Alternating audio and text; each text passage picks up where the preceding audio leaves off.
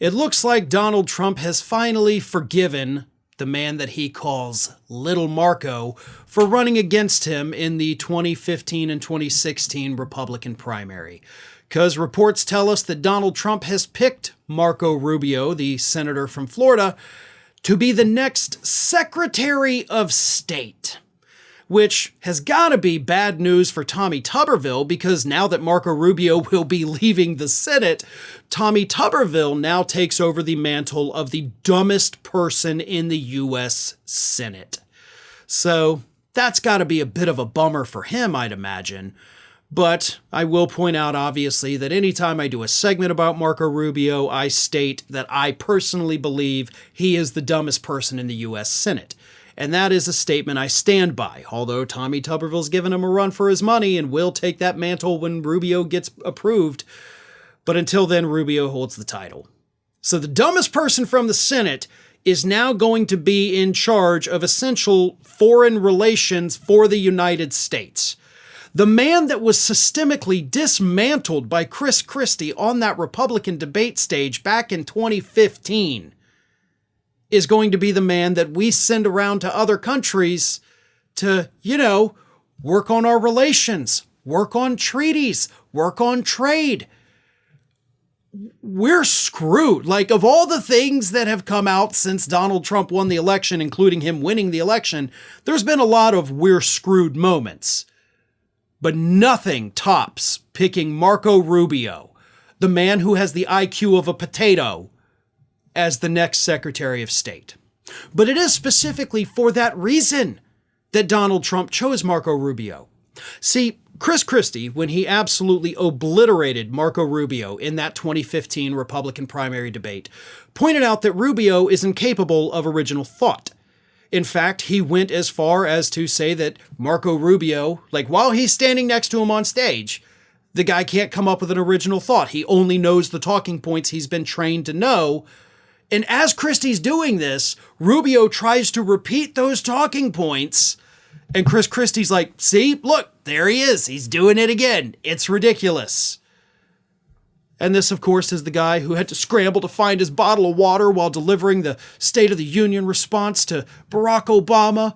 He's had multiple on-air gaffes since then. The man is not able to speak in front of audiences. Debate audiences, rally audiences, interviews on news shows. He's a moron. But he's a dependable moron. And more importantly for Donald Trump, he's a blank slate. All you have to do is train him to say these talking points, and he'll, oh, got it. Okay, let's go. I will not deviate from script. So Trump can use him to do whatever the hell he wants to do. That is the value of being effectively a useful idiot, which is exactly what Marco Rubio is. He is Donald Trump's new useful idiot. He will say what Trump wants him to say. He's not smart enough to even know when he should push back. And of course, it's going to be absolutely hilarious when Donald Trump fires him, which will happen. I'll go ahead and make that prediction right now. I think within 2 years, Marco Rubio's out of the federal government. So, silver linings, right? And I think that's the best thing we can hope for with a lot of these people that Donald Trump is packing into his cabinet, because for some reason, not a smart one, by the way, he's picking people that are already serving in elected positions. So they no longer have elected positions and instead will be in positions where Donald Trump can fire them. Then what? Sure, they can go back to their states and run again the next time they have an election, which, depending on who the person is, could be 2 years, could be 4, could be 6. So that is very unfortunate for the Republicans, because they're losing a lot of people that they desperately need, people who, again, will all eventually lose their jobs, whether it's through being fired, through resigning, or simply Trump's term expiring. Then, hopefully, they're gone for good. So Trump might be doing us a little bit of a favor. There's another thing, and this to me is the big one. I'm going to make another prediction here. Because Marco Rubio will end up being confirmed by the Senate, those are his friends, Republicans have the majority, it's going to happen. We have to deal with it. What happens to his seat down here in Florida? Well, Very good question. What happens is that Ron DeSantis gets to appoint his replacement. So the tyrannical, authoritarian governor of the state of Florida, Ron DeSantis, will be the one to pick Marco Rubio's replacement. The voters will then get to pick Rubio's replacement in the next statewide election, even though that's not technically the end of the term. So 2 years, we're going to have whoever DeSantis picks as Marco Rubio's replacement. Here's what I think is going to happen, and this is the worst part.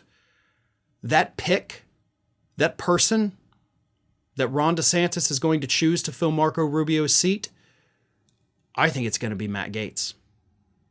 Gaetz has presidential aspirations. It is much easier to become a presidential nominee as a senator than it is as a member of the House of Representatives. I think he gives it to Gaetz. Because this is a safe red district where Matt Gaetz just got reelected.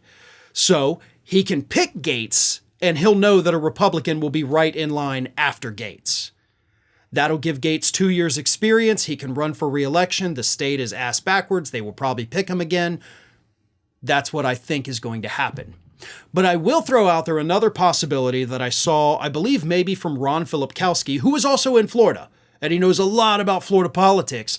Filipkowski believes, and he could absolutely be right as well. This is, I think my second idea here too. Laura Trump. He thinks that Trump may make a phone call to DeSantis and say, put my daughter-in-law, the RNC chair, in that Senate seat. So that is also a real possibility. Hell, it could be Eric. It could be Ivanka. It could be any one of a number of horrible people, but it'll be a horrible person. Don't worry about that. Definitely going to be bad. But in the longer run, at least we get rid of Marco Rubio. He won't just be embarrassing Florida anymore. He'll be embarrassing the entire country on the national stage. But then he'll be gone, hopefully from politics for good. So again, silver linings. Did you know that you might be missing out on wonderful content from me? I mean, you're here already because clearly you like what you see. So if you're not already, please do subscribe to the channel. Make sure you like the video, share them with your friends and family, but also follow me across the rest of the social media world. And it's not that hard to do. Whether it's X or Twitter, whatever you want to call it, Facebook, Instagram, TikTok, Threads, on every one of those platforms, you can find me at the username @FarronBalanced. Simple enough, right? So get on it. And if you don't feel like going to each one of those outlets individually, lucky for you, we have links in the description of this video to take you right to my pages across all of social media. So don't miss a minute.